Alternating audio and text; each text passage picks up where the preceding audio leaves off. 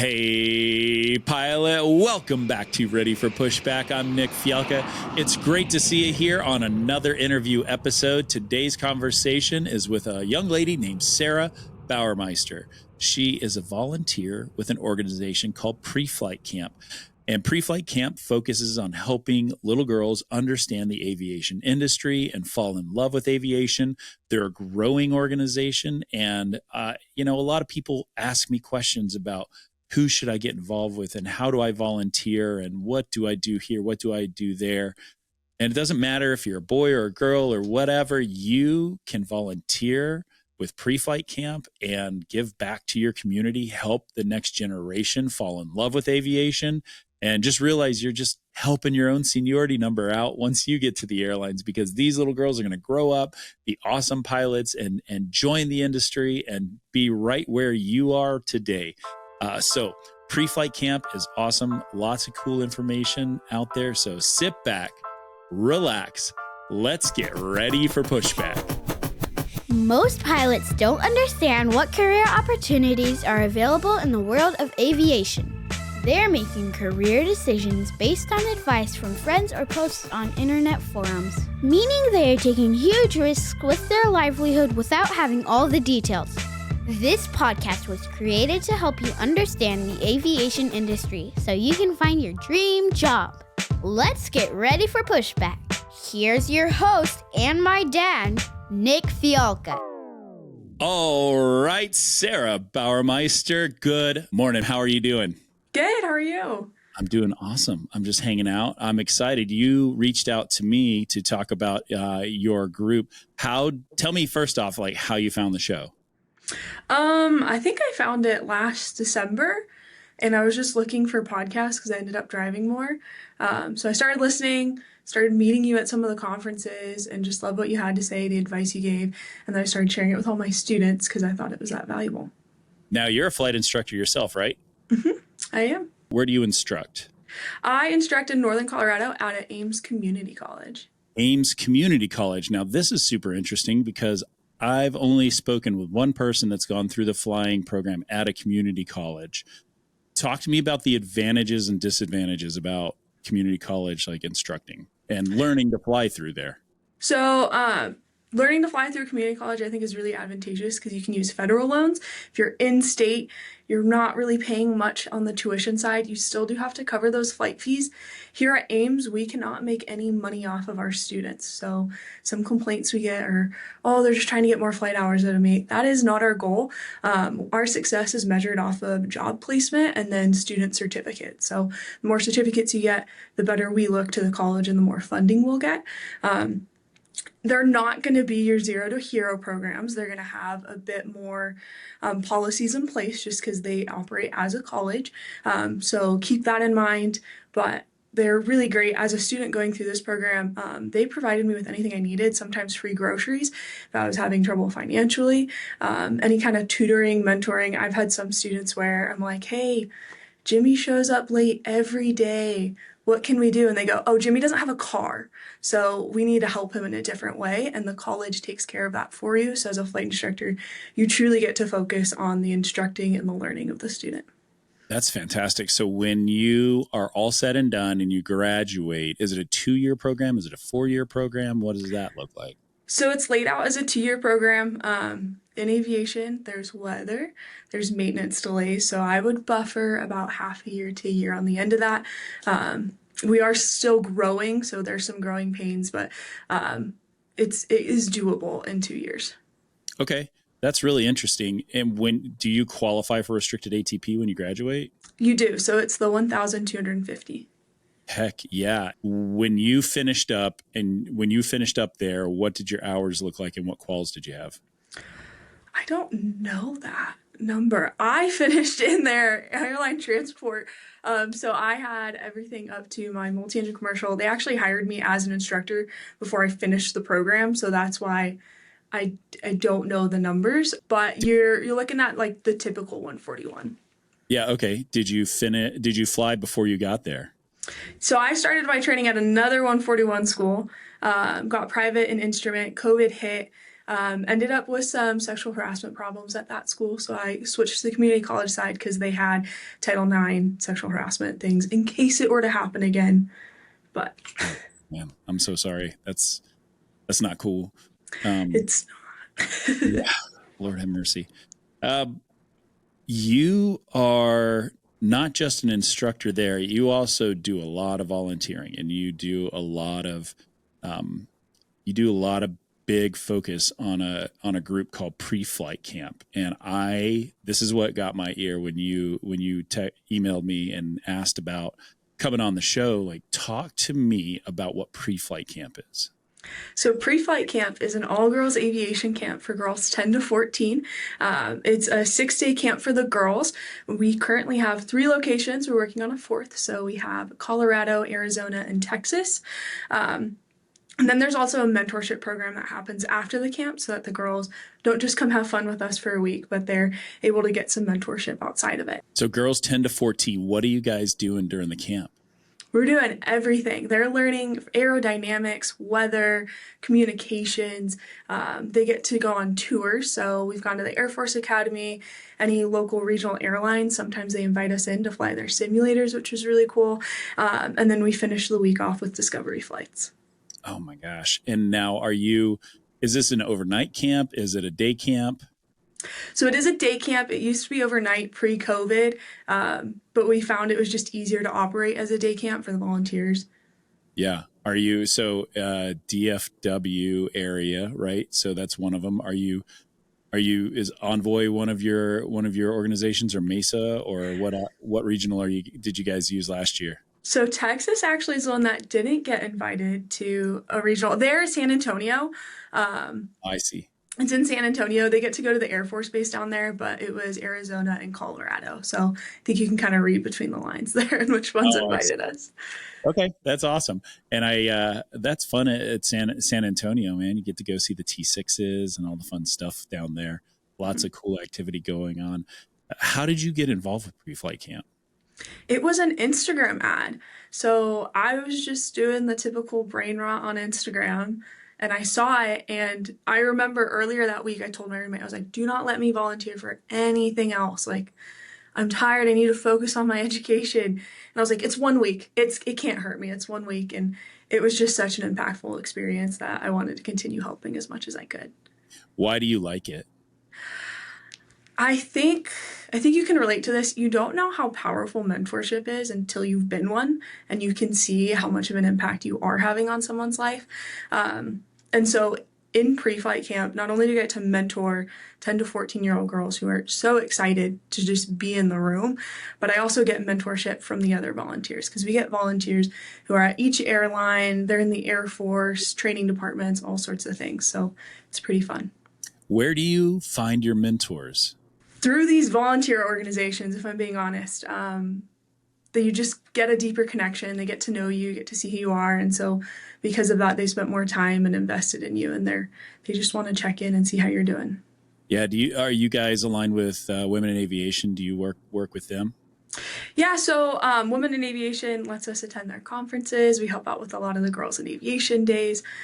So we love to have that partnership with them. Listen, I took my daughter Kate to Girls in Aviation in Atlanta. We need Atlanta. Like, I cannot believe there's not one in Atlanta, because that would be so much fun. We had such a great time. So many great organizations were there, and it was interesting because not only were there just like parents bringing their little ones to this thing, but like there were like real leaders in the industry there, which was shocking to tell you the truth. With their kids or presenting and helping the little ones. So that's so fun. I love Women in Aviation, the Girls in Aviation efforts, and I love PreFlight Camp. So do you guys do this multiple times a year or just one? So we do it just in the summer. And so Colorado is in July, and then Texas and Arizona are in June, just because it gets a little hot for us to have the girls with us. Yeah. Everybody's got to have camelbacks and all the things. It's so hot. Is it the same group going to each location, or are you guys, you've got a little posse down in Colorado and a posse down in Arizona and such? So Colorado's probably our most recurring volunteers, I would say. Our group fills up. I mean, we've already filled our volunteers for this year's camp, which is pretty early in February. Um, Arizona and Texas typically have volunteers that are college students. So if you are a college student, we will pay for your flight to come out and volunteer. We also get an Airbnb for the volunteers to stay at. So we don't cover food, but we'll try and do the best we can to get you out there. Okay. Is it just women or No, are guys allowed? guys are totally allowed. The campers actually love when guys are there because typically there's only a couple of them, but they have a big impact in the girls' experience. What kind of things as a volunteer, like what kind of things are you doing?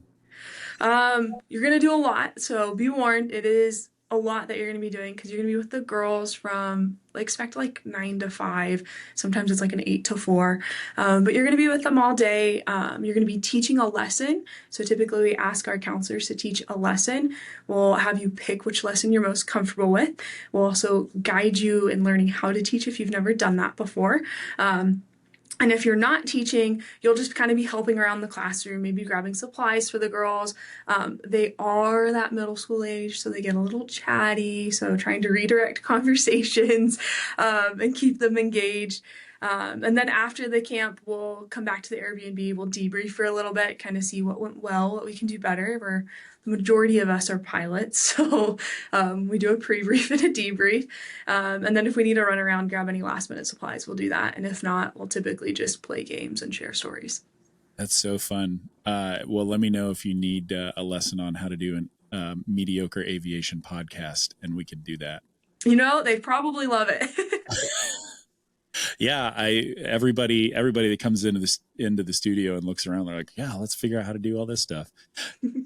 During the year, other than the weekly or the annual camp, do y'all do events? Are you doing efforts to stay involved? Like, how do you keep everybody cohesive during the year?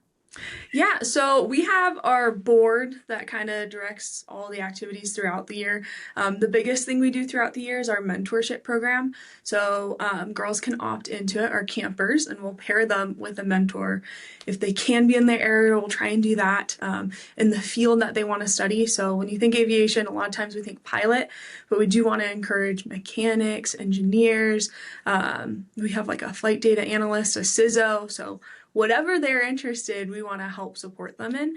And in that mentorship program, if you're paired with a camper, you will just be required to meet with them for 15 minutes for 3 months. You can do it in person if you want. We've had some people take them to like tower tours of airports. They did that at Phoenix Sky Harbor. We've had some people take them to museums. But if not, just spend 15 minutes with the girls, ask them how their day is, how school's been, and just see what they're interested in and try and provide advice where you can. Have you had any girls come through the program and evolve into learning how to fly? Yes. So we're still pretty new, but once they graduate from being a camper, they have the opportunity to become a junior counselor. And so they'll work alongside us and kind of help their peers learn. But we have the girls, they'll join Civil Air Patrol after being a part of the camp. They're Young Eagles chapters. We've written recommendation letters for girls applying to aviation colleges, pursuing their flight training. So that's what's up. Helping somebody understand that value, like that letter of recommendation value to get to where you want to be, to find those ways to get your steps, to get a step up, like that is so important. Just being able to fall into something like that, I think is really valuable. Let me ask you this. Do you have your experience at flight camp on your resume? I do. It's under all the rest of the volunteers, so I think it kind of gets hidden there. But if I talk to people about it, I typically get a lot more interest just because you can kind of see my passion for the camp. As a side note, actually, my involvement in PreFlight Camp ended up getting me an ATP CTP scholarship to the Delta Professional Services. So thank you for that, because I wouldn't have known about that without this podcast. Let's go. That's fantastic. Well, we love DPS and we love that organization. So listen, that's a Big Daddy scholarship right there. Yeah, it was Me and another pre-flight volunteer got it, and it was so much fun. That program was amazing. I absolutely loved it, and it opened my eyes, so I loved it. Yeah, what was that? Was that your first time in Atlanta? Mhm. Did you eat at the Chick-fil-A? We did. We did. We tried to take public transportation to the Chick-fil-A. Went south. Wouldn't do that again. Yes. Lord Yeah. of mercy. That's not public transportation around there is hit and It was miss. our own fault. We just missed the stop, if we're being honest. Oh, But okay. Okay. Well, that's yeah. pretty good. That's pretty good. It's a wild experience, that's for sure. Congratulations on your ATP CTP win. Like what a sweet victory. Also, I think that when you are moving along your career, you should move pre-flight camp up pretty high on your resume under volunteering. Because if that's unless you're doing something other than this that's amazing, like this is a great lead story and a great way to start breaking the ice about why you love aviation. I like that a lot. Okay, will do. Thank you. Pro tip. Okay, so you guys do this once a year and you're trying to grow. How, like, tell me about the growth effort. How do you find a location and opportunity, and where does that develop? So the locations are honestly just by our volunteers. So a lot of our board members have been the reason we've expanded our locations. Colorado used to be at a different location, but their goals just aligned with Ames Community College. So I kind of pulled them up here just to make sure they had all the resources they needed. Arizona camp was a pretty similar situation where just one of our board members said, no, I need that in my community. We're working on another location, a fourth location this year. And again, it was just someone who volunteered with us, said they want it in their area, and they started talking to either local flight schools or colleges that could host a camp like this. And we're really thankful to have people like that because we would not be able to expand on our own in that way because typically we're all just focused on the one that we started or have been helping out with. Yeah, absolutely. And that's got to be a tricky needle to thread. So you really need somebody that's connected in the community to be able to provide support like that. But once it's established, I mean, it just seems like something that would grow organically. Yeah, so once it's established, we'll get repeat campers, repeat volunteers, and then we'll kind of have those mentors to help build that side of the program within the community. So we want to keep adding more camps, but we want to do it in the right way. So that's why we're really cautious about announcing a new location until we know it's a sure thing. Yeah. And how do you do your advertising to help little girls understand? Like, because I mean, I guess you got to appeal to the parents somehow. How do you do that? So local, like volunteer organizations, schools, but honestly, the word kind of gets out on its own. Like we just opened applications for all of the camps, and we had parents emailing us at midnight, like asking, why isn't it open, having issues. So once we're in a location, it gets pretty popular. Our first year, we're probably about like 75% enrollment. And then after that, it's not uncommon for us to be on a wait list for those locations. Is there a cost to the camper? There is. So we do have a tuition fee. That being said, we have a lot of sponsors that we're really grateful for. And so we have never denied a scholarship.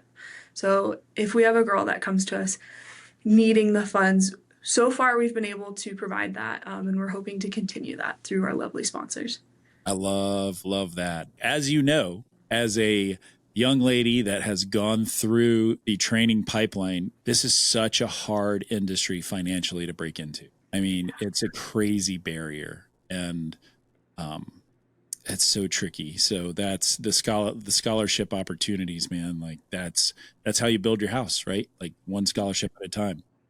Yep. And that's what we just want to try and help those girls who are in those situations find other opportunities. So like through Civil Air Patrol and EAA, we'll try and connect them with whatever scholarships we can. Sarah, thank you for coming on the show and talking about pre-flight camp and telling the pilot about it. If we want to get in touch to help volunteer, guys or girls, like what do we need to do? How do we reach out to you? So you can reach out to me directly if you can spell my last name. Just bauermeistersarah@gmail.com. PreFlight Camp can be found on socials at PreFlight Camp for Instagram and LinkedIn. For Facebook, it's at PreFlight Aviation Camp. And then we can also be found at preflightcamp.com, and you can find the link to apply. If you have any questions or anything, just let me know. And I do have a PreFlight email, sarah@preflight.com. That's a lot of links. We'll get every one of them in the show notes. So if you guys want to reach out to PreFlight Camp, just open the show notes, the description below, click it. You'll be right there. You can, if you have questions about volunteering, listen, all y'all that listen to this want to know about volunteering and what should I do and how should I do it. This is a great organization to support. Step one, they're a relatively new organization that is looking to grow. So you can be on the ground floor with the growth opportunity with this organization. They really give back. And as they get bigger and bigger and more well known, like that's going to carry a lot of weight as you are going on your journey, trying to find a job. Like this is the step along the way. 70% of the emails I get are, how do I volunteer? What do I do? Where do I go? Like, this is why I'm talking to Sarah, so that you know that. So do that. Absolutely do that.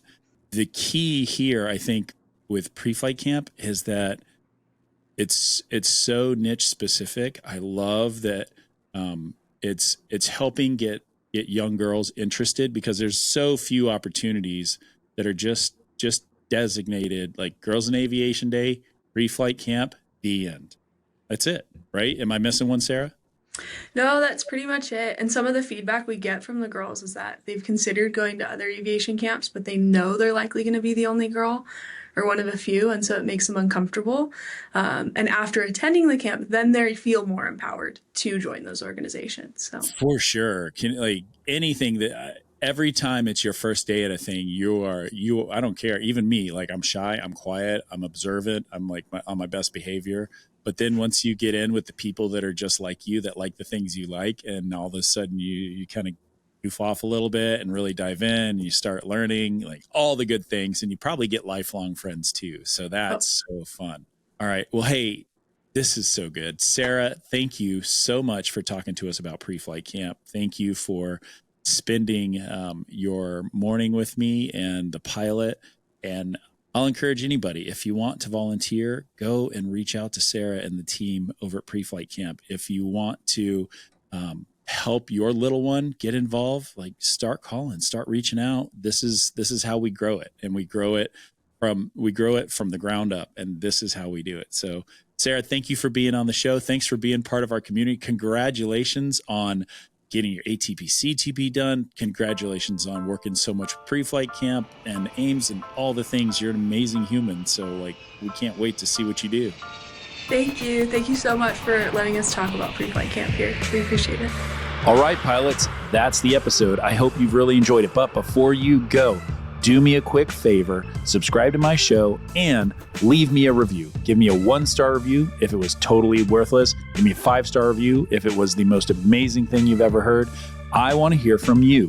So if you can give me a review, subscribe to the podcast, make yourself a little bit better, I will be happy. You'll be happy. We'll keep crushing. I cannot wait to see you on the next episode.